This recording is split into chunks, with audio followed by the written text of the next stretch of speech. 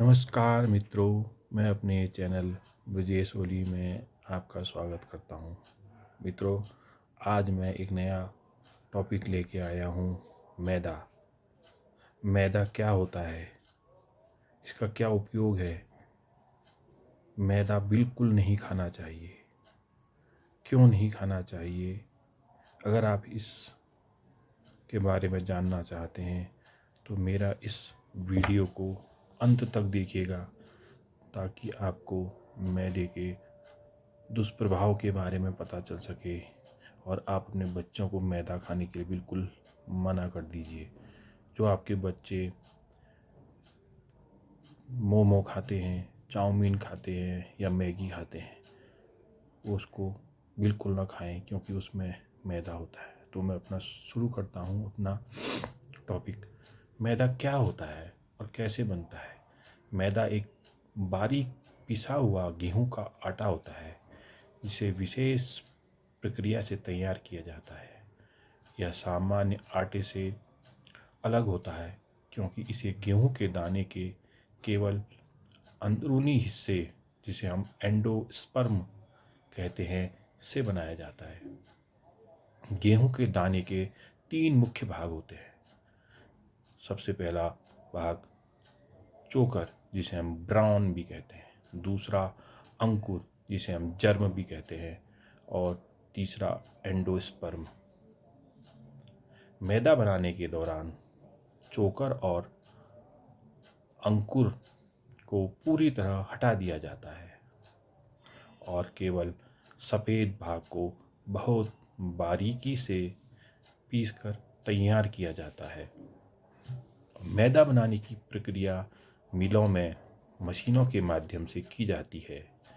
सबसे पहले गेहूं को अच्छी तरह साफ किया जाता है, ताकि उसमें मौजूद धूल, कंकड़ या अन्य अशुद्धियां निकल जाएं। इसके बाद गेहूं को हल्का गीला किया जाता है और उसके बाहरी छिलका, जिससे आसानी से निकाल दिया जाता है। फिर विशेष रोलर मशीनों की मदद से गेहूं को कई चरणों में पीसा जाता है।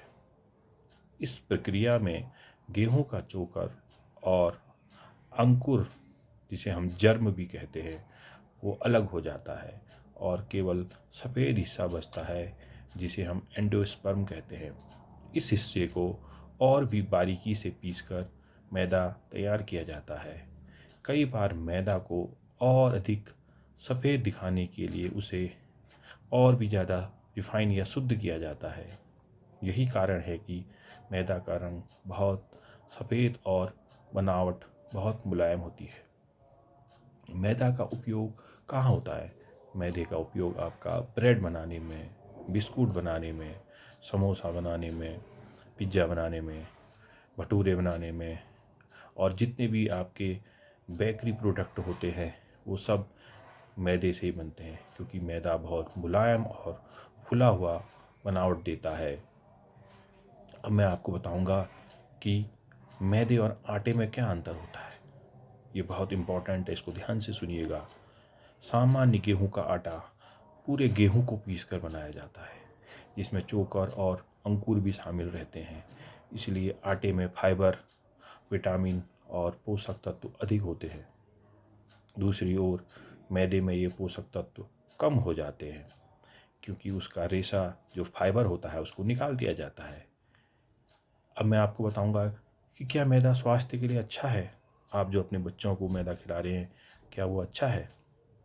मैदा स्वादिष्ट व्यंजन बनाने में उपयोग होता है, लेकिन इसका बहुत अधिक सेवन स्वास्थ्य के लिए हानिकारक हो सकता है। इसमें फाइबर बहुत कम होते हैं, जिससे पाचन संबंधी समस्याएं हो सकती हैं।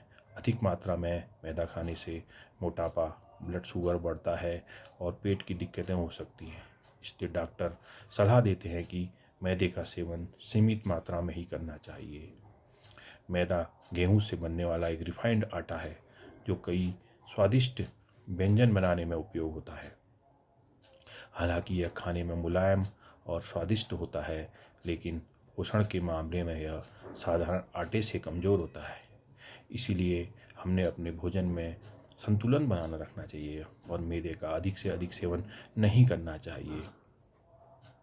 दोस्तों, आपके जो बच्चे हैं वह मैदे का बहुत ज़्यादा उपयोग करते हैं। वो बिस्कुट, ब्रेड, सबसे अधिक आजकल मोमो बहुत ज़्यादा चल रहे हैं। चाउमीन बच्चों को बहुत ज़्यादा पसंद आती है।